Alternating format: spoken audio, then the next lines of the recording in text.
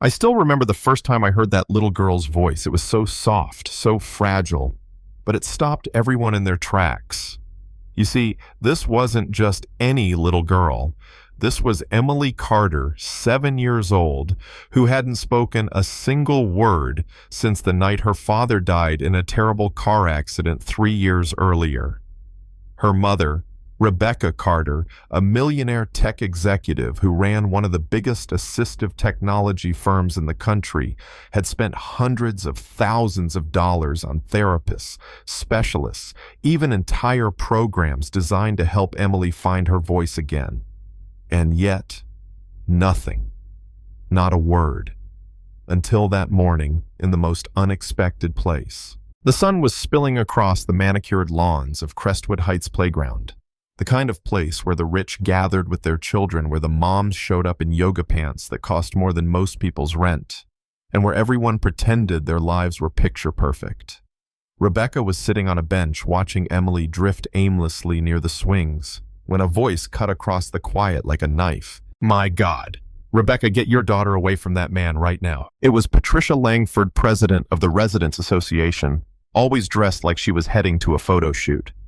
Her finger was jabbing toward a tall black man kneeling on the grass. His name was Daniel Brooks, 35, working as the gardener for Crestwood Heights. His hands were still dirty from pulling weeds, but his smile was patient and kind as he crouched down to Emily's level. And then it happened. Emily whispered, "Hi." Rebecca froze. Her heart stopped. 3 years. 3 years of silence, and now one word slipped out so effortlessly in front of a stranger. Patricia sneered. "Rebecca, do you understand what kind of example you're setting? Letting your daughter speak to the staff." But Emily tugged on her mother's sleeve, her little voice quivering, yet clear. "Mommy," he heard me. Rebecca's chest ached. This man, this gardener, had done in 2 minutes what the world's top doctors couldn't. She couldn't explain it, but there was something in Daniel's eyes, not pity, not judgment, just calm, like he'd seen storms before and knew how to guide others through them.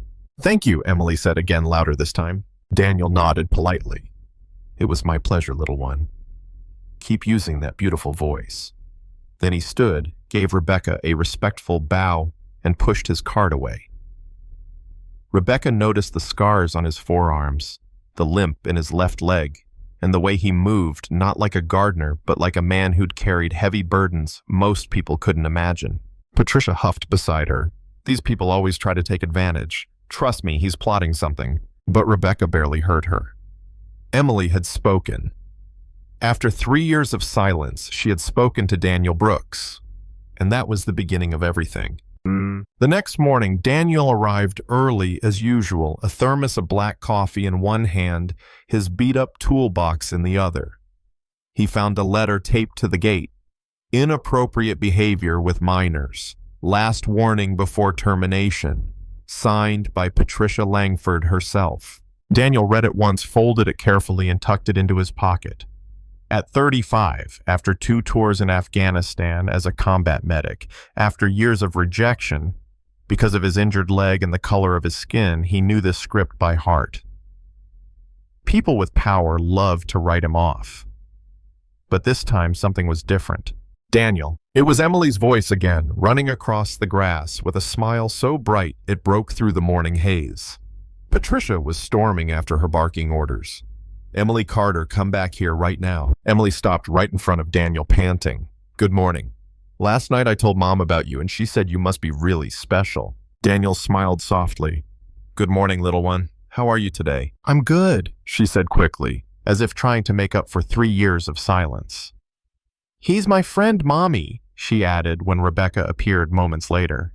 Patricia's face turned red. "Friend? Don't be ridiculous. You don't know where this man came from or what kind of life he's had." Daniel stood still, holding Emily's hand. His voice was calm but carried weight. "You're right, Mrs. Langford. She doesn't know everything about me. But neither do you." Rebecca studied him, noticing the way his eyes scanned every detail around him, how his back straightened like a soldier standing at attention. Her instincts told her Daniel Brooks was not what he appeared. That night, in a cramped apartment he shared with 2 other veterans, Daniel picked up the phone and called Washington. "Colonel Harris," he said firmly, though his hands trembled. "This is Dr. Daniel Brooks.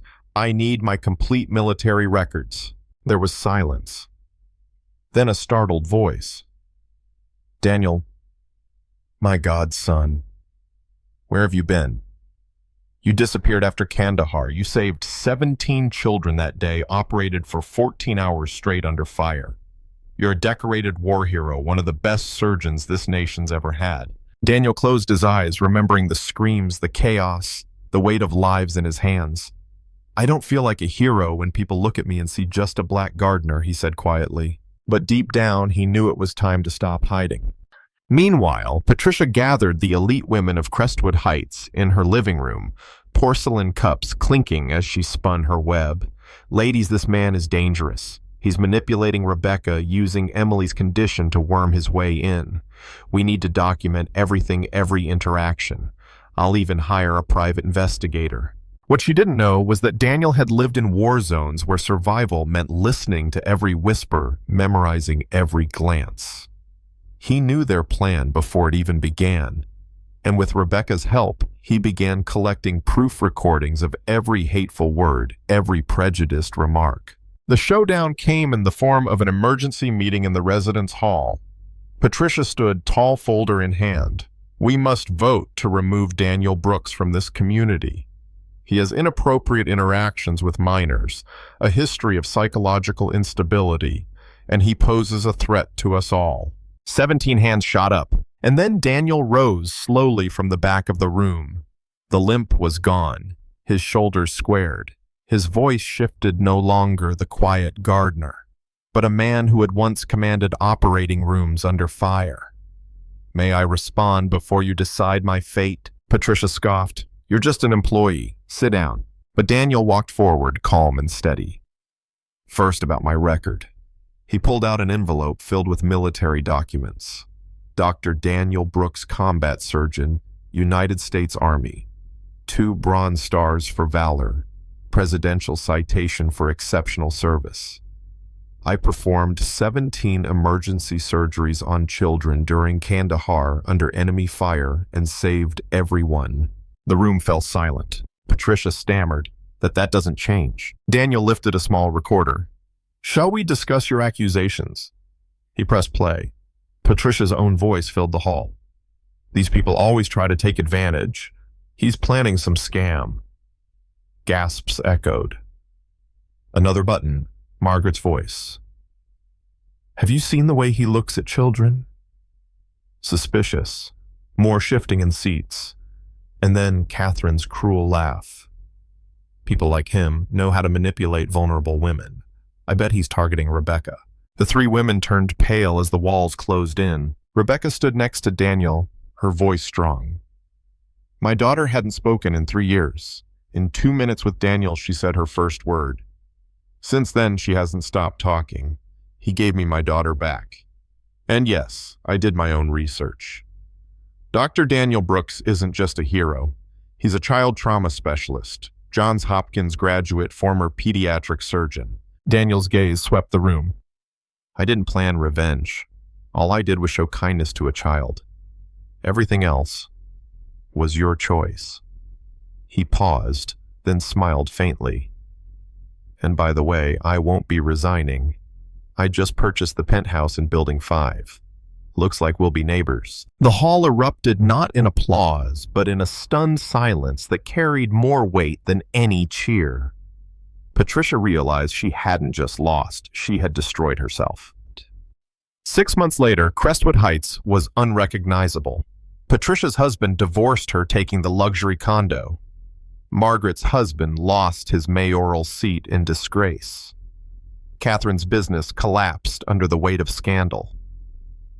Meanwhile, the playground had been renamed Dr. Daniel Brooks Park. Rebecca watched as Emily ran with other children, laughing, her voice clear as day.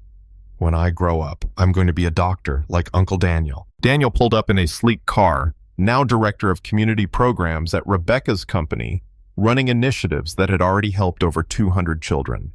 He greeted a new family, nervously stepping into the park. "First time here. Welcome."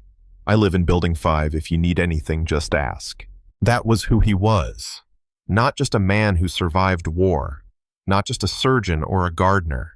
He was proof that dignity and strength can't be erased by prejudice. As Rebecca walked beside him, she said softly, "You could have just walked away. Why fight so hard?" Daniel looked at her, his eyes steady. "Because it wasn't about me. It was about making sure no one else gets silenced just because of how they look." People like Patricia had to learn that judgment has consequences. Emily ran up breathless with excitement. "Uncle Daniel, are you coming to my recital?" Daniel smiled. "I wouldn't miss it for the world." And as the sun dipped over Crestwood Heights, the truth was clear. Daniel Brooks hadn't just reclaimed his life. He had built something so extraordinary that the smallness of his enemies no longer mattered. The question is, when society strips someone down to nothing but a label and they rise anyway, what does that say about us? Do we learn, or do we cling to our prejudice until it destroys us? If this story hit you the way it hit me, drop a comment. Tell me if you've ever witnessed someone underestimated and what happened when the truth finally came out. And don't forget to subscribe, because stories like this one remind us sometimes the people we overlook end up changing everything.